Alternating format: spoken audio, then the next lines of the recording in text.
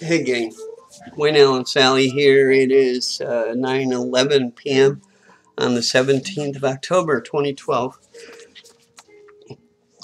I'm going to try and go through this quicker. The last one went like 18 minutes. So here's the deal. Someone in Indiana had contacted me about the letters I have from John Wayne Gacy. Long story short, I learned that he would respond to letters, and back in the days of no internet or anything like that, I wrote him a few times regarding things, so I would maybe get an idea of research. What did the letter look like? Was it handwritten? Were things misspelled? Was it typed? How would he sign his name? And I was interested if he would actually have a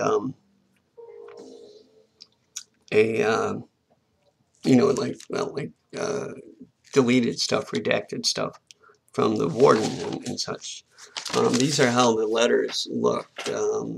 He only had the letterhead for a while. He did apologize for that. This is 1991. He did die in 94. He was executed, I should say.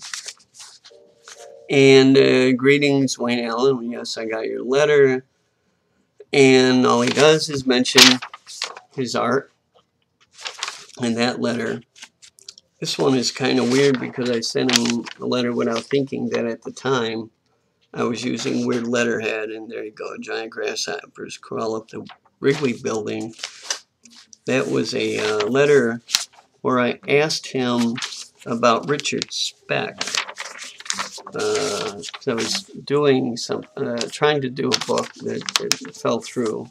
So it ended up being a comic book on Richard Speck with Boneyard Press. Hart Fisher was involved with that. So I got a letter where it came back because of what I had, wanted to do, and they said no, no, you can't talk about other inmates, not just other killers. And then I got a letter, Wayne Allen S., because someone in the mailroom had given him a carbon copy. And he mentions that my name looked like Salleer, but just went with the letter S. Again, all he brings up is his art. I mean, he does talk in other ways. He about other things, just general things that, to read it would take up too much time and be meaningless, considering what I will be showing you here. He would always want people to fill out these, like I was calling like Playmate data sheets, which they aren't, front and back. And then another letter from me. Here's the postmarks on the letters. And this one, I think you guys would want to see, because you can see it was postmarked May 3rd, 1994. That was a Thursday. He was executed the following Monday. He'd always send these along with the art pieces with quotes from different people about how so many people had keys to his place and they could have killed everyone. People by now watching this who are not sure who John Wayne Gacy is, would have looked it up on the Wikipedia or whatever. There's the later letters had a new picture, but again, they all said pretty much the same thing, like front and back. It's just a newer photo. That's all. Now here's the thing I wanted to read some of, because in my very last letter he sent me, he filled out one of these, and I'll just read some of it. Filled out his name, born March 17th at 42, 50 years old, 5'9", 220, home Menard Death Row, Chester, Illinois. Last car was a '79 Oldsmobile. Most treasured honor, 3 times Man of the Year for the JCs. Perfect man or woman, the one you probably want to know is it's this man, bright, bold, honest, dependable, and says what he's thinking. Of course, what I'm thinking is that that guy deserved to be dead. For all the people I know who are against the death penalty, I'm kind of on the fence on that.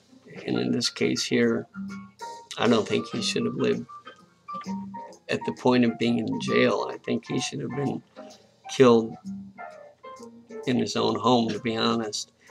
Childhood heroes were John F. Kennedy, Richard J. Daley, and current hero Mario Cuomo and Donald Trump, which is kind of crazy. And favorite song, Send in the Clowns.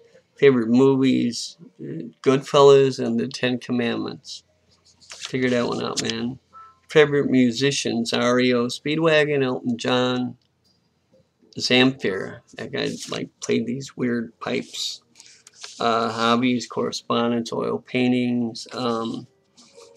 Last book read, which would be the last book you read, Naked Lunch by William S. Burroughs, and recommended reading, Question of Doubt, of course, his own, you know, blah, blah, blah. Ideal evening, dinner and a concert, live show, drinks, and a quiet walk by the lake. My advice to children, if he wasn't killing them, my own line there, be yourself, think positive, and respect your parents. Then there's stuff that's what I don't like about people, my biggest fear, which is dying before I have a chance to clear my name with truth. He'd like to have met Michelangelo, Leonardo da Vinci, and if he were an animal, he would have been a bear or an eagle. Favorite color, red. Favorite number, 9. Says he's a semi-liberal Democrat. What he expects from friendships, lighthearted, fun-loving, dependable, and honest. And just screw him. There's a little bit more, but that's kind of like a gold mine there to get that, you know. There's Death for Gacy, and the deal is that they had some kind of a gathering at Daily Plaza that they almost, it was called Gacy's Day Parade, that's what it was. It was like shock jock DJs were involved with it, but I took a photo of this one clown who was there, and even though you can't read it in the blow up, it said not all clowns are killers. And also a few things that followed up with this was I wrote an article, Send in the Clown, The Last Days of John Wayne Gacy, and that appeared in Death Row magazine, thanks to Mark Rainey, the editor and publisher. I've also been interviewed by Martel Sardina for Dark Scribe magazine, and David Neal Wilson wrote a story called Wayne's World about my experience with Gacy, and also David Bain interviewed me for Doorways magazine, and a lot of that centered on Gacy. Now this one's only 8 minutes long. The other one was 18 minutes, the previous babbling I've done on Gacy. My general thoughts on selling the letters are that I don't really need something that would be considered, research anymore, because all that stuff is on the internet and, different venues. Back in 92, 93, and 94, that wasn't the case. So, I might make color photocopies just to go with all the other the article and the interviews I mentioned, but for the most part, I'll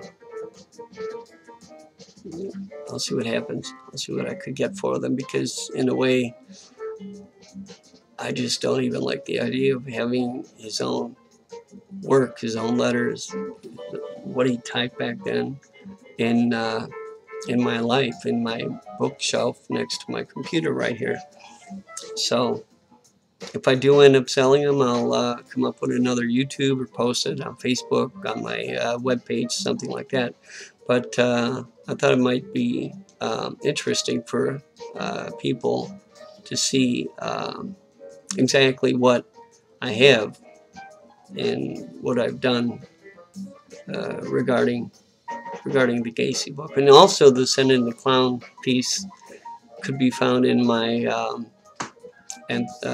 collection, Fiends by Torchlight, that Roger Dale Trexler put out in 2007 through Annihilation Press. All of these people I mentioned are good friends of mine, except for John Wayne Gacy, of course. And my apologies to anybody looking at this who would think that, you know, I'm just a sick fiend. That's not the case. You know, I just hope people would look at it and say, okay, here's a writer who's only been published for a few years, you know, learning the trade, and it's so much easier for you guys now, and how you would go about getting information and such. Back then it was a little bit tougher, and think of that, you know, manual typewriters, stamps, all that. I'm going to sign off because I'm licking my lips way too much on this tape. Allergies are kind of bad today. I'm going to sign off. And again, my apologies to those who might be offended, and my well wishes to those who might think they, you know, learned something from my ramblings here.